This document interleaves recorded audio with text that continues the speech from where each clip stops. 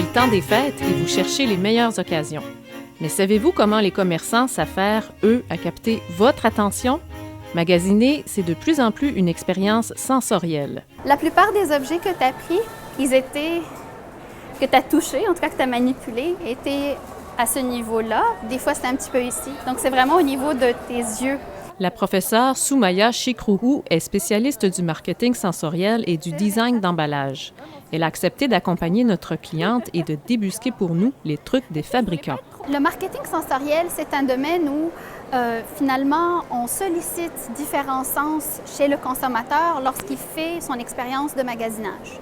Donc, lorsqu'il est, par exemple, dans un commerce de détail, eh bien, on va solliciter la vue, l'ouïe, le toucher, des fois même le goût en goûtant certains produits en magasin. L'objectif principal étant de rendre l'expérience plus agréable, de favoriser une attitude positive envers le magasin et éventuellement provoquer certains comportements, idéalement des comportements d'achat.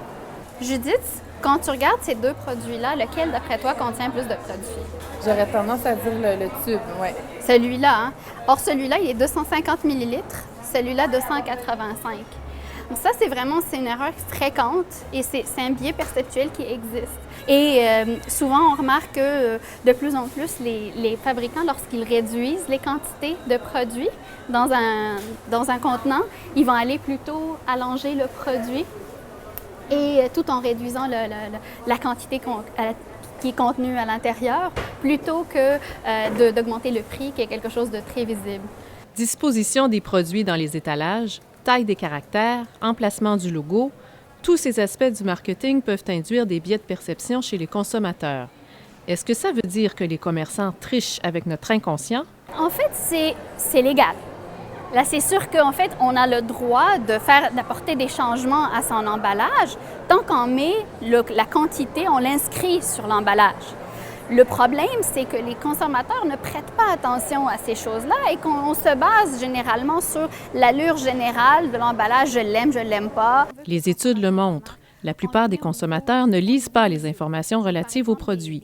Les commerçants ont alors beau jeu, d'autant plus que la plupart des décisions d'achat se prennent en magasin.